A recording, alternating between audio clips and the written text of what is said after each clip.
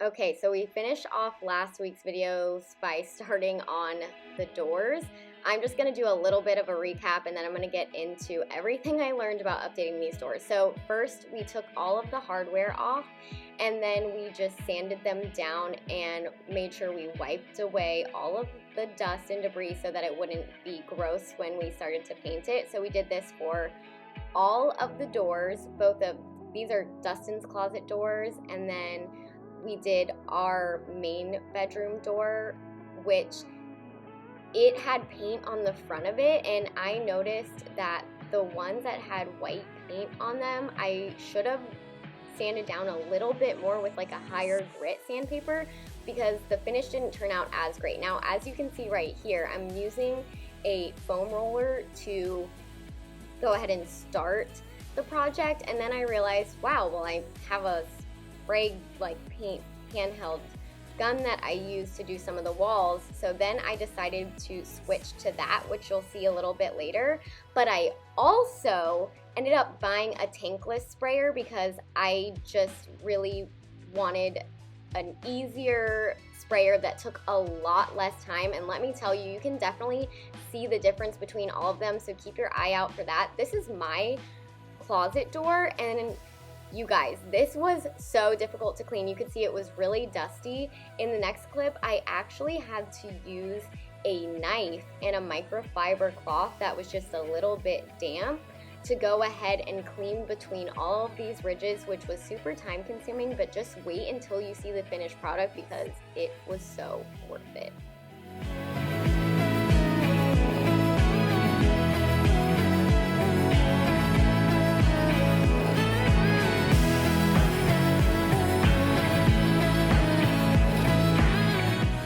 Now I'm setting up for paint, and what I did was we had a bed frame in our garage because we haven't really moved everything in yet because we're going to pull up all of the carpets and refinish the floors. And so I actually just used that, and then I put some painting tarps over it. I still ended up getting paint basically everywhere, but it's fine. So now I'm using my handheld spray gun. Now, this is the Wagner Flexio. I'm not sure what number it is.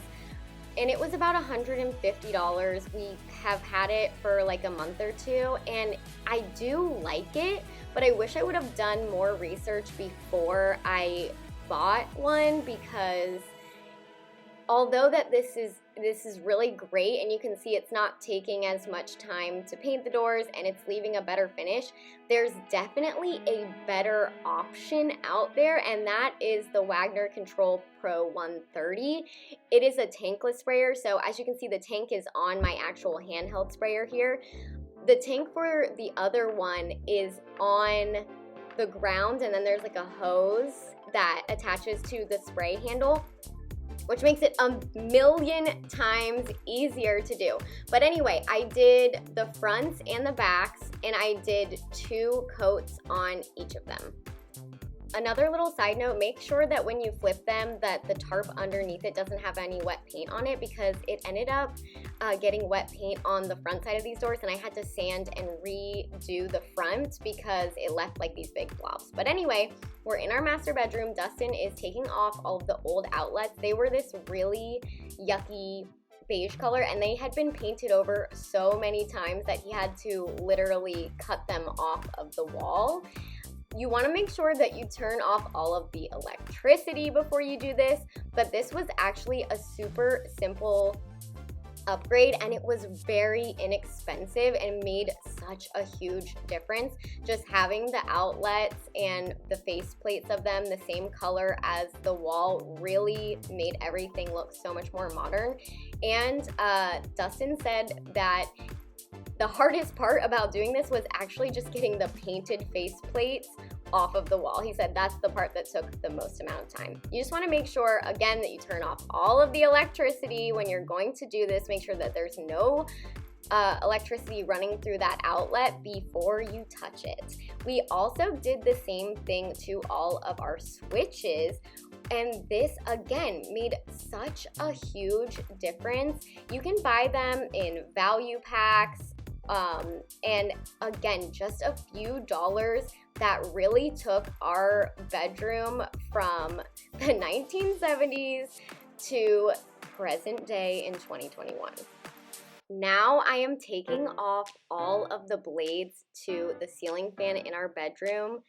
Listen, I don't necessarily love this fan, but I did like the caning on it, and I thought, well, let's just try to repurpose it and kind of upcycle it and see where we get. So, as you can see, they were so dirty. Look at the filth. So I wiped them all down and I took the hardware off. And after I was done doing that, I taped up the cane pieces because I figured, you know what, this could actually look really good. Cane is really in right now, so I just carefully taped off all of the caning, and then I gave them a light sand on both sides.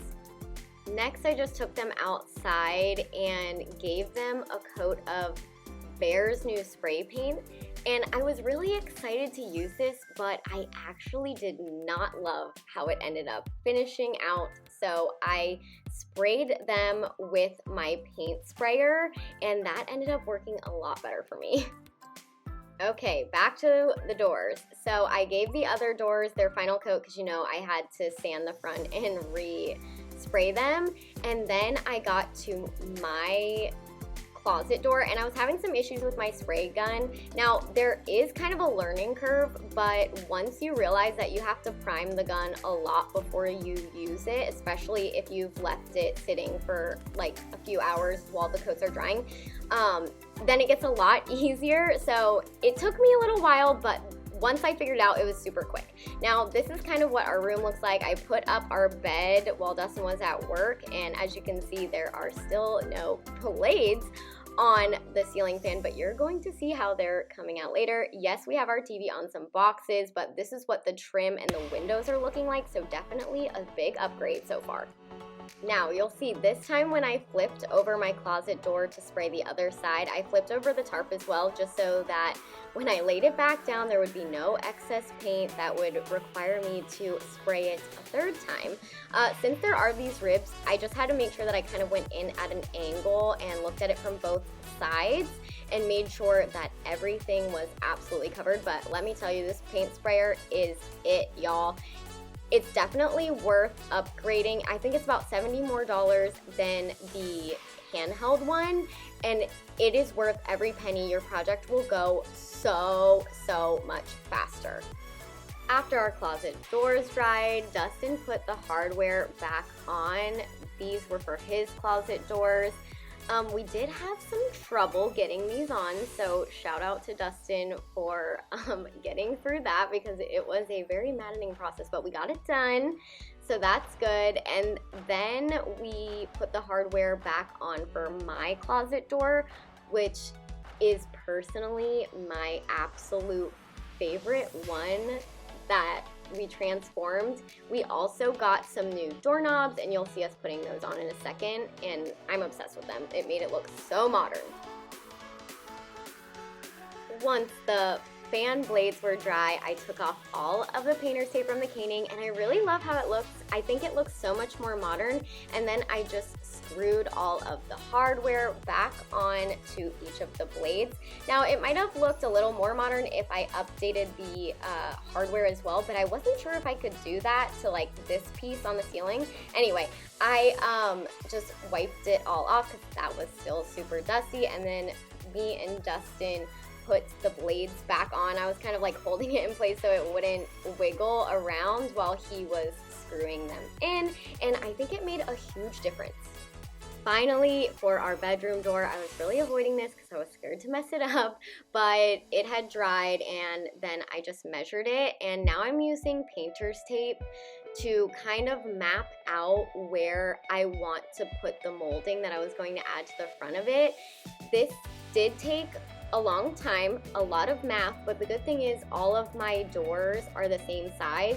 So once I had the math done once, I have it now for all of them. It took me a while, and maybe there's an easier way to do this. If there is, let me know. But once I got it mapped out, then I was ready to go ahead and cut my trim. Now, initially, I was going to try to use my circular saw for the first time, but I found out about these trim like shears, and they were only $20. It gives you a perfect angled cut, and they're literally made for this. It was so much easier. So this makes the project so much more accessible because honestly, power tools are a little scary and they're expensive. So this is a great alternative to using a saw. I just measured out all of the trim and cut at a 45-degree angle so that I could make the boxes for my trim. P.S. Sorry if you hear my dogs snoring in the background.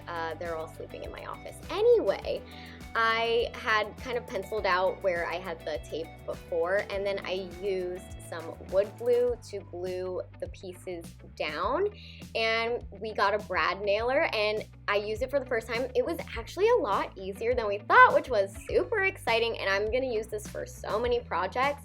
Dustin kind of just held them in place while I was nailing them down, obviously very carefully, and we had both of the safeties on the gun. We're wearing ear protection. I'm wearing his noise-canceling headphones because I literally didn't know that you needed ear protection for this, but it helped a lot. So here we're just doing the same thing, and I'm really proud of myself because it's not perfect, but it is pretty good. I wanted to mention that I'm pretty sure Home Depot and Lowe's both like rent out power tools, so if you don't have a brad nailer and you don't want to buy one, I'm pretty sure you can just rent one for the day. Anyway, then I filled in any of the gaps with some wood filler. I let that dry and then I did sand it down, and then I went ahead and caulked the edges just so that it would be really seamless, and I just kind of like wiped it up with my finger. It was a messy process, but it actually turned out really nice. Once that dried, I went ahead and gave it a final coat with the paint sprayer, and off camera, we actually added a new doorknob and hung the door back up. Now, here is for the huge transformation.